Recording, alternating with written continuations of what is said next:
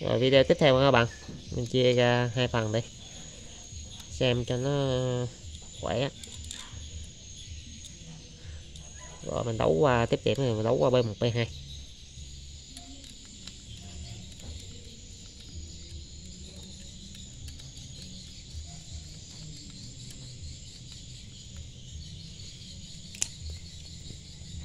Rồi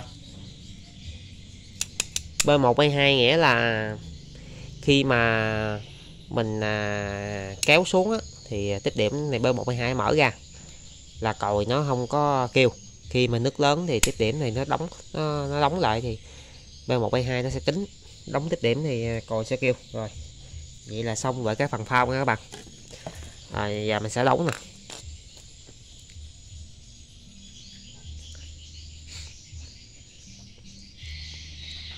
Đầu tiên mình đấu cái phần động lực trước đi, rồi mình cấp nguồn cho cái mạch cái là xong rồi. Đây là 2 tiếp điểm của rơ nè. 2 tiếp điểm rơ thì mình đấu đơn giản thôi.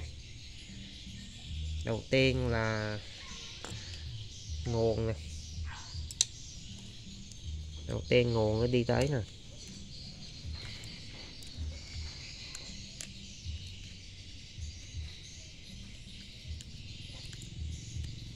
Rồi nguồn đi tới đây. Rồi nó sẽ qua cái tiếp điểm.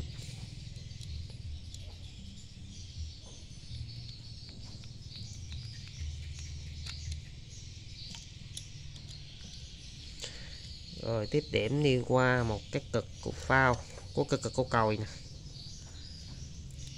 Cực nào cũng được.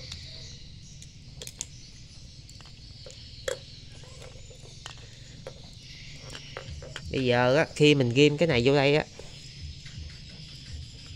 này, khi mình ghim đổi cực lại cái còi nó cực màu đen là cực dương. Khi mình ghim cái này vô đây là còi sẽ kêu các bạn. Là lý do là do bây giờ là nước. Bây giờ cái tiếp điểm này là do nước đang lớn nè, không có giật xuống á, thì còi nó kêu. Đó.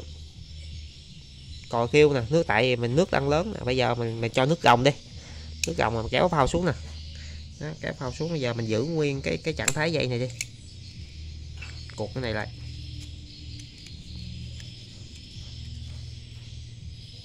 Đó, rồi mình sẽ cho nó thay đổi trạng thái. Đó, giờ mình ghim cái nguồn âm vô nè.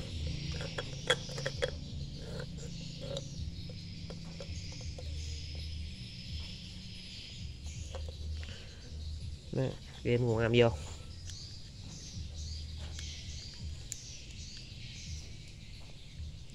Rồi thì bây giờ mình đấu cái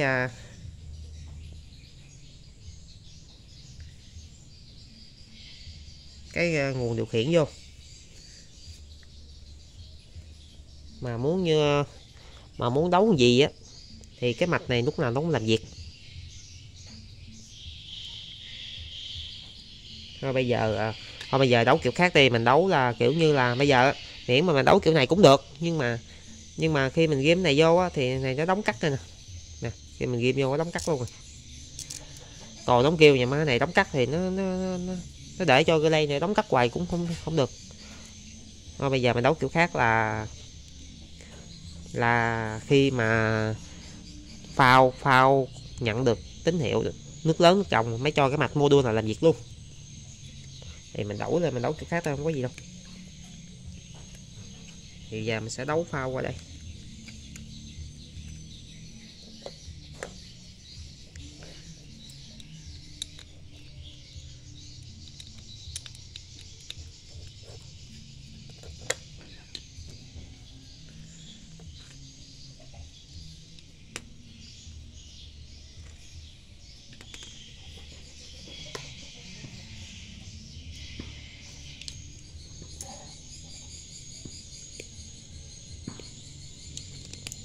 Đầu tiên là lấy nguồn cực dương nè.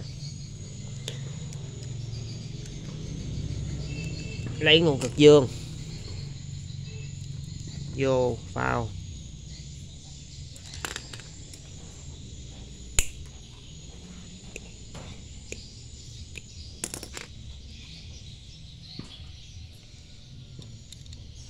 vô tiếp điểm của phao.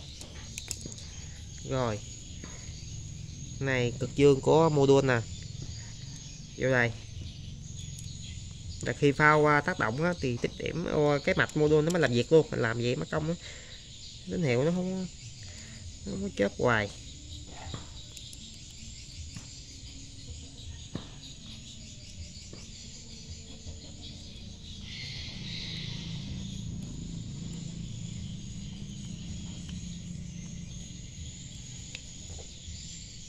Đó.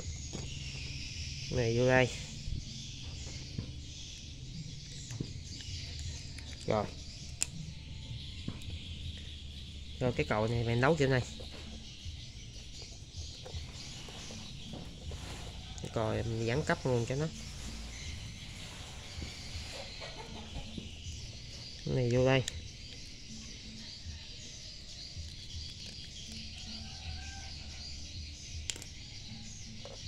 Để mình nấu xong rồi mình giải thích các bạn.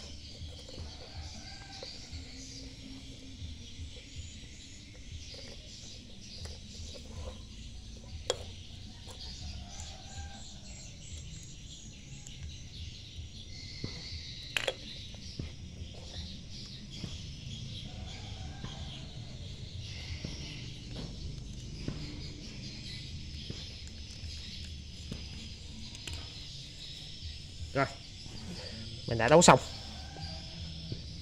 Đây bây giờ mình giải thích cái nè, mình giải thích cái cho các bạn hình dung cái mình bắt đầu mình test. Đây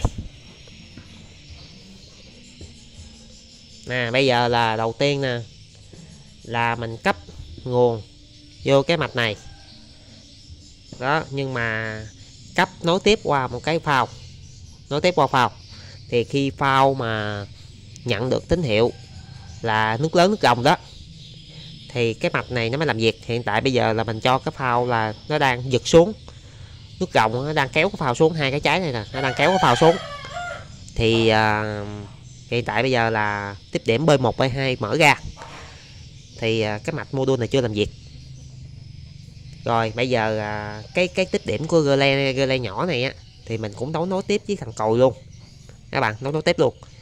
Rồi bây giờ nhiệm vụ bây giờ là mình chỉ cần buông cái sợi dây ra cho cái tiếp điểm nó nước như nước lớn đó, hai cái trái nổi nó dâng lên thì tiếp điểm B1 B2 nó đóng lại thì cái module này nó có điện nè, thì nó sẽ đóng cắt cái tiếp điểm relay này nè, nó sẽ cho thằng còi là nó kêu tích tắc nha các bạn. Còi này kêu cũng lớn đó, để trong nhà kêu lớn lắm, còi xi nhan xe máy. Rồi bây giờ mình sẽ cho nó đóng cắt nè.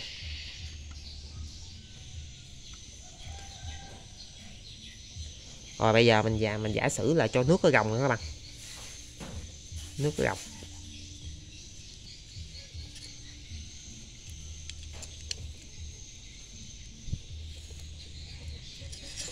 Nè các bạn coi nước gồng nè.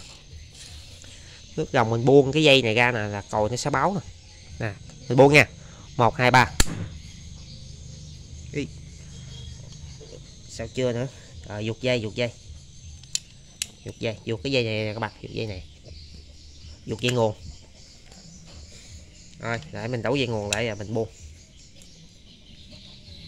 dây nguồn.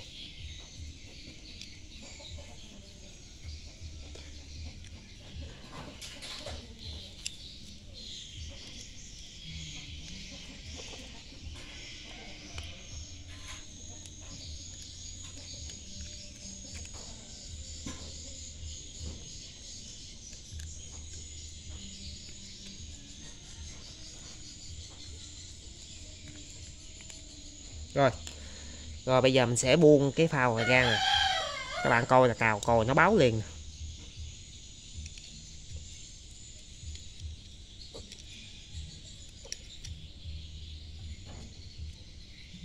nè các bạn coi nha, còi báo nè, đèn tín hiệu ở đây nó sẽ sáng nè, bóng đèn led ở đây phải sáng nè. Rồi giờ mình sẽ buông tín hiệu nè, 1 2 3. Các bạn thấy không đó, cái còi này nó báo nè, mà cái bóng led ở đây nó cũng chớp tắt nè, nó chớp tắt theo cái còi á đó. Hiện tại giờ là nước đang lớn đó, là hai cái phao nó văng lên rồi nè. Đó. Thì bây giờ mình ví dụ như báo gì đây, bây giờ mình nước gồng nè, nước gồng thì nó giật cái này xuống, giật xuống nè.